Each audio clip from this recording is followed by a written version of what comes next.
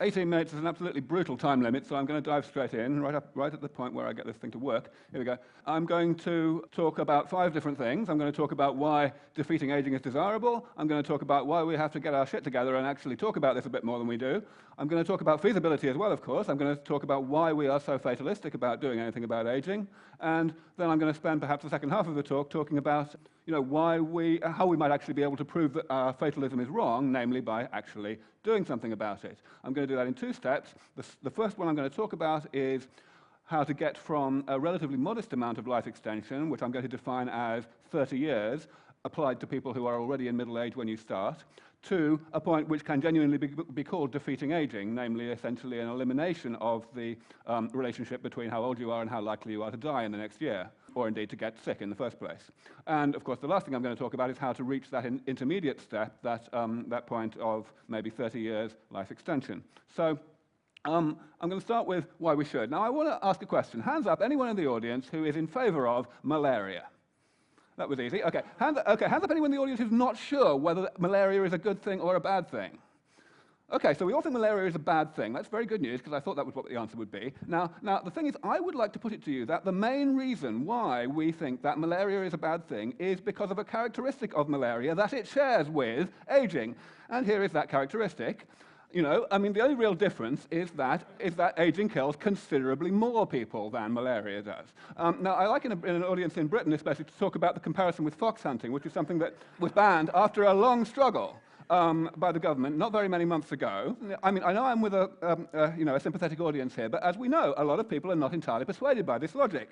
And this is actually a rather good comparison, it seems to me. A lot of people said, well, it's the city boys have no business telling us rural types what to do with our time. It's a traditional part of the way of life, and we should be allowed to carry on doing it. It's ecologically sound. It stops a population explosion of foxes. But ultimately, the government prevailed in the end because the majority of the British public, and certainly the majority of members of Parliament, came to the conclusion that it was really something that should not be tolerated in a civilized society. And I think that human aging shares all of these characteristics in spades. What part of this do people not understand? It's not just about life, of course. It's about healthy life. Getting frail and miserable and dependent is no fun. Whether or not dying may be fun. So really, this is how I like to describe it. It's a global trance. These are the sorts of unbelievable excuses that people give for aging. And I'm not actually saying that these excuses are completely valueless. There are some good points to be made here, things that we ought to be thinking about, forward planning, so that nothing goes too well, so that we minimize the turbulence when we actually figure out how to fix aging. But these are completely crazy when you actually remember your sense of proportion.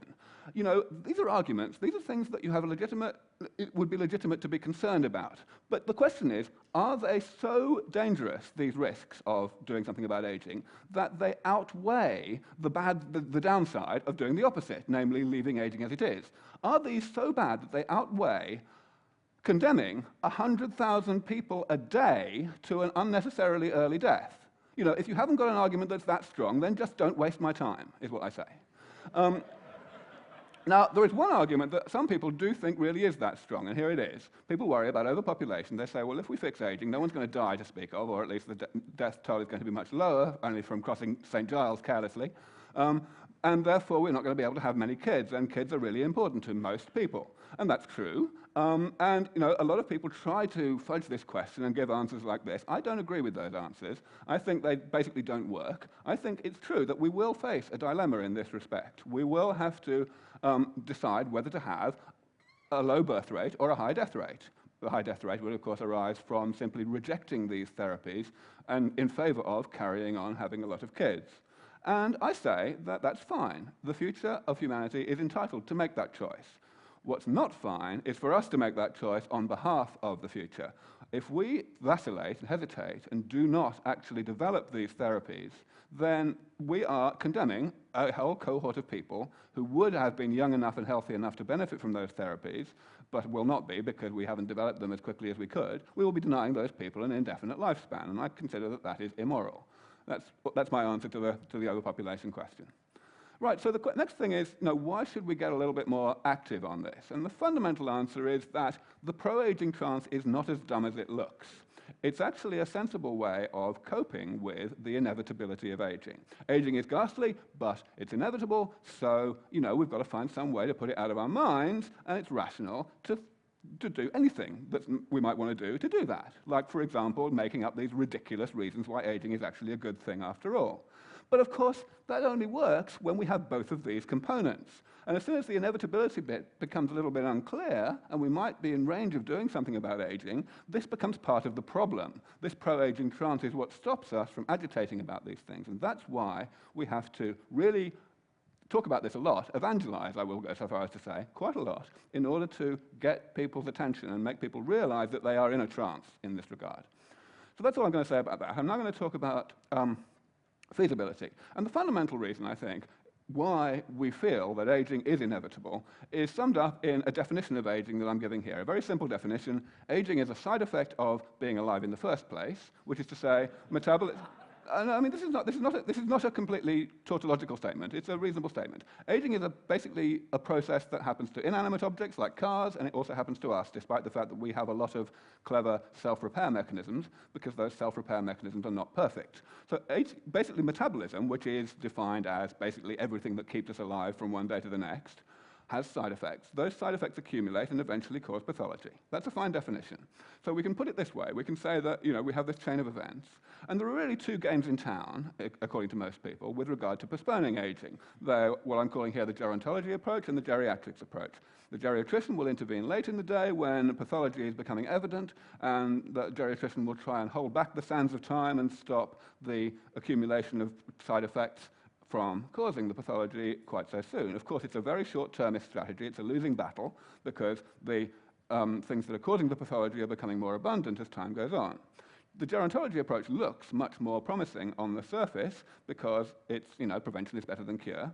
But unfortunately, the thing is that we don't understand metabolism very well. In fact, we have a pitifully poor understanding of how organisms work. Even cells we're not really too good on yet. We discovered things like, for example, RNA interference only a few years ago, and this is a really fundamental component of how cells work. Basically, gerontology is a fine approach in the end, but it is not an approach whose time has come when we're talking about intervention. So then, what do we do about that? I mean, that's a fine logic. That sounds pretty convincing, pretty ironclad, doesn't it? But it isn't. Before I tell you why it isn't, I'm going to go a little bit into what I'm calling step 2. Just suppose, as I said, that we do acquire, let's say we do it today, for sake of argument, the ability to confer 30 extra years of healthy life on people who are already in middle age, let's say 55. I'm going to call that robust human rejuvenation. Okay? What would that actually mean for how long people of various ages today, or equivalently of various ages at the time that these therapies arrive, would actually live? In order to answer that question, you might think it's simple, but it's not simple. We can't just say, well, if they're young enough to benefit from these therapies, then they'll live 30 years longer. That's the wrong answer. And the reason it's the wrong answer is because of progress. There are two sorts of technological progress, really, for this purpose. There are fundamental major breakthroughs, and there are incremental refinements of those breakthroughs. Now, they differ a great deal in terms of the predictability of time frames. Fundamental breakthroughs, very hard to predict how long it's going to take to make a fundamental breakthrough. It was a very long time ago that we decided that flying would be fun, and it took us until 1903 to actually work out how to do it. But after that, things were pretty steady and pretty uniform. I think this is a reasonable sequence of events that happened in the progression of the technology of powered flight.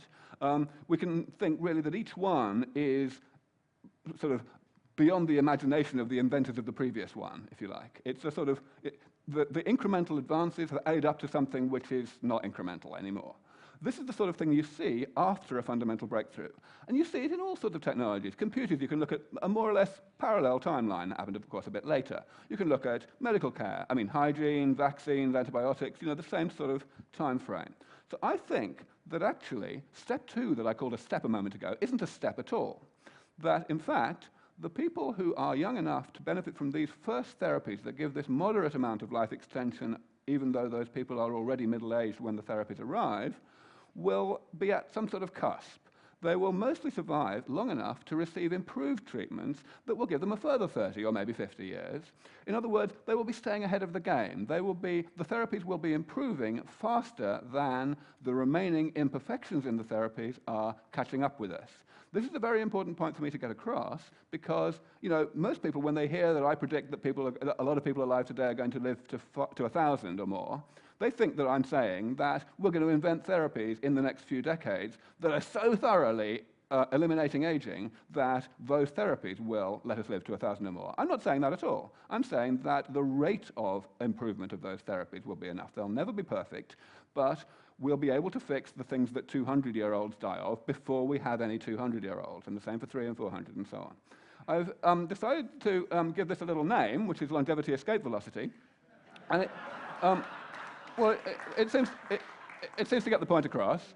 So these trajectories here are basically how we would expect people to live in terms of remaining life expectancy as measured by their health, for given ages that they were at the time that these therapies arrive. If you're already 100, or even if you're 80 and an average 80-year-old, we probably can't do a lot for you with these therapies because you're too close to death's door for the really initial experimental therapies to be good enough for you. You won't be able to withstand them. But if you're only 50, then there's a chance that you might be able to pull out of the dive and,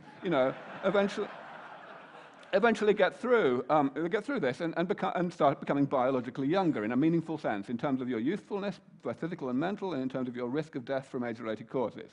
And of course, if you're a bit younger than that, then you're never even going to get near to being fragile enough to die of age-related causes. So this is a genuine conclusion that I come to, that the first 150-year-old, we don't know how old that person is today because we don't know how long it's going to take to get these first-generation therapies. But irrespective of that age, I'm claiming that the first person to live to 1,000, subject, of course, to global catastrophes, is actually probably only about 10 years younger than the first 150-year-old, and that's quite a thought. All right, so finally I'm going to spend the rest of the talk, my last 7.5 minutes, on step one, namely how do we actually get to this moderate amount of life extension that will allow us to get to escape velocity. And in order to do that, I need to talk about mice a little bit. I have a corresponding milestone to robust human rejuvenation. I'm calling it robust mouse rejuvenation, not very imaginatively. And this is what it is. I say we're going to take a long-lived strain of mouse, which basically means mice that live about 3 years on average. We do exactly nothing to them until they're already 2 years old. And then we do a whole bunch of stuff to them. And with those therapies, we get them to live on average to their 5th birthday. So in other words, we add 2 years. We treble their remaining lifespan, starting from the point that we started the therapies. The question then is, what would that actually mean for the time frame until we get to the milestone I talked about earlier for humans, which we can now, as I've explained, equivalently call either robust human rejuvenation or longevity escape velocity? Secondly, what does it mean for the public's perception of how long it's going to take for us to get to those things, starting from the time we get the mice? And thirdly, the question is, what will it do to actually how much people want it? And it seems to me that the first question is entirely a biology question, and it's extremely hard to answer. One has to be very speculative, and many of my colleagues would say that we should not do this speculation, that we should simply keep our counsel until we know more. I say that's nonsense. I say we absolutely are irresponsible if we stay silent on this. We need to give our best guess as to the timeframes in order to give people a sense of proportion so that they can assess their priorities. So I say that we have a 50-50 chance of reaching this RHR milestone, robust human rejuvenation, within 15 years from the point that we get to robust mouse rejuvenation. 15 years from the robust mouse. The public's perception will probably be somewhat better than that. The public tend to underestimate how difficult scientific things are, so they'll probably think it's 5 years away. They'll be wrong, but that actually won't matter too much. And finally, of course, I think it's fair to say that a large part of the reason why the public is so ambivalent about aging now is the global chance I spoke about earlier, the coping strategy. That will be history at this point because it will no longer be possible to believe that aging is inevitable in humans since it's been postponed so very effectively in mice. So we're likely to end up with a very strong change in people's attitudes, and of course that has enormous implications. So in order to tell you now how we're going to get these mice, I'm going to add a little bit to my description of aging. I'm going to use this word damage to denote these intermediate things that are caused by metabolism and that eventually cause pathology. Because the critical thing about this is that even though the damage only eventually causes pathology, the damage itself is caused ongoingly throughout life, starting before we're born. But it is not part of metabolism itself. And this turns out to be useful because we can redraw our original diagram this way. We can say that fundamentally the difference between gerontology and geriatrics is that gerontology tries to inhibit the rate at which metabolism lays down this damage. And I'm going to explain exactly what damage is in concrete biological terms in a moment. And geriatricians try to hold back the sands of time by stopping the damage converting into pathology. And the reason it's a losing battle is because the damage is continuing to accumulate. So there's a third approach, if we look at it this way. We can call it the engineering approach, and I claim that the engineering approach is within range. The engineering approach does not intervene in any processes. It does not intervene in this process or this one, and that's good because it means that it's not a losing battle, and it's something that we are within range of being able to do because it doesn't involve improving on evolution. The engineering approach simply says, let's go in and periodically repair all of these various types of damage, not necessarily repair them completely, but repair them quite a lot, so that we keep the level of damage down below the threshold that must exist that causes it to be pathogenic.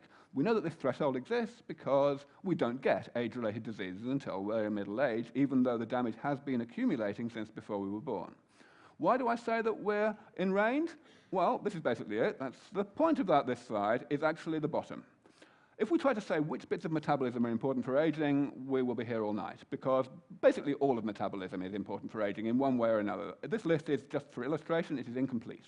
The list on the right is also incomplete. It's a list of types of pathology that are age-related, and it's just an incomplete list.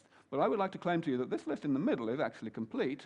This is the list of types of things that qualify as damage, side effects of metabolism that cause pathology in the end, or that might cause pathology, and there are only 7 of them. They're categories of thing, of course, but there's only 7 of them. Cell loss, mutations in chromosomes, mutations in the mitochondria, and so on. And first of all, I'd like to give you an argument for why that list is complete. Of course, one can make a biological argument. One can say, OK, what are we made of? We're made of cells and stuff between cells. What can damage accumulate in? The answer is long-lived molecules, because if a short-lived molecule undergoes damage, but then the molecule is destroyed, like by a protein being destroyed by proteolysis, then the damage is gone too. It's got to be long-lived molecules. So these 7 things were all under discussion in gerontology a long time ago. And that is pretty good news, because it means that we've come a long way in biology in these 20 years. So the fact that we haven't extended this list is pretty good indication that there's no extension to be done. However, it's better than that. We actually know how to fix them all, in mice, in principle. And what I mean by in principle is we probably can actually implement these fixes within a decade. Some of them are partially implemented already, the ones at the top. I haven't got time to go through them at all, but if we can, my conclusion is that if we can actually get suitable funding for this, then we can probably develop robust mouse rejuvenation in only 10 years, but we do need to get serious about it. We do need to really start trying. So, of course, there are some biologists in the audience, and you see, I want to give some answers to some of the questions that you may have. You may have been dissatisfied with this talk, but fundamentally, you have to go and read this stuff. I've published a great deal on this. I cite the experimental work on which my optimism is based, and there's quite a lot of detail there. The detail is what makes me confident of my rather aggressive timeframes that I'm predicting here. So if you think that I'm wrong, you'd better damn well go and find out why you think I'm wrong. And of course, the main thing is that you shouldn't trust people who call themselves gerontologists, because as with any radical departure from previous thinking within a particular field, you expect people in the mainstream to be a bit resistant and not really to take it seriously. So, you've got to actually do your homework in order to understand whether this is true. I will just answer with a few things. One thing is, you'll be hearing from a guy in the next session who said some time ago that he could sequence the human genome in half no time. And everyone said, well, it's obviously impossible. And you know what happened. So, this does happen. We have various strategies. There's the Methuselah Mouse Prize, which is basically an incentive to innovate and to do to do what you think is going to work, and you get money for it if you win. There's a proposal to actually put together an institute. This is what's going to take a bit of money. But, I mean, look, how long does it take to spend that on the war in Iraq? Not very long, OK? It's got to be philanthropic, because profits distract biotech, but it's basically got a 90% chance, I think, of succeeding in this. And I think we know how to do it. And I'll stop there. Thank you. Aubrey, I don't know if there's going to be any questions, but I thought we'd give people the chance. Since you've been talking about aging and trying to defeat it, why is it that you make yourself appear like an old man? Because Because I am an old man. I am actually 158. I am Species on this planet have evolved with immune systems to fight off all the diseases so that individuals live long enough to procreate. However, as far as I know, all the species have evolved to actually die. So when cells divide, the telomeres get shorter and eventually species die. So why does evolution seems to have selected against immortality when it is so advantageous? Or is evolution just incomplete? Brilliant. Thank you for asking a question that I can answer with an uncontroversial answer. I'm going to tell you the genuine mainstream answer to your question, which I happen to agree with, which is that no, aging is not a product of selection. Evolution is simply a product of evolutionary neglect. In other words, we have aging because it's hard work not to have aging. You need more genetic pathways, more sophistication in your genes in order to age more slowly, and that carries on being true the longer you push it out. So to the extent that evolution doesn't care whether genes are passed on by individuals living a long time or by procreation. There's a certain amount of modulation of that, which is why different species have different lifespans, but that's why there are no immortal species. The genes don't care, but we do. That's right. Yeah. Hello. I read somewhere that in the last 20 years, the average lifespan of basically anyone on the planet has grown by 10 years. If I project that, that would make me think that I would live until 120 if I don't crash on my motorbike. That means that I'm one of your subjects to become 1,000-year-old? If you lose a bit of weight. Your numbers are a bit out. The standard numbers are that lifespan's been growing at between 1 and 2 years per decade. So it's not quite as good as you might think, you might hope. But I intend to move it up to 1 year per year as soon as possible. I was told that many of the brain cells we have as adults are actually in the human embryo, and that the brain cells last 80 years or so. Are there if that is indeed true biologically, are there implications in the world of rejuvenation if there are cells in my body that live all 80 years as opposed to typical, couple of months? There are technical implications, certainly. Basically, what we need to do is replace cells in those few areas of the brain that lose cells at a respectable rate, especially neurons, but we don't want to replace them any faster than that, or not much faster anyway, because replacing them too fast would degrade cognitive function. What I said about there being no non-aging species earlier on was a little bit of an oversimplification. There are species that have no aging, Hydra, for example, but they do it by not having a nervous system and not having any tissues, in fact, that rely for their function on very long-lived cells.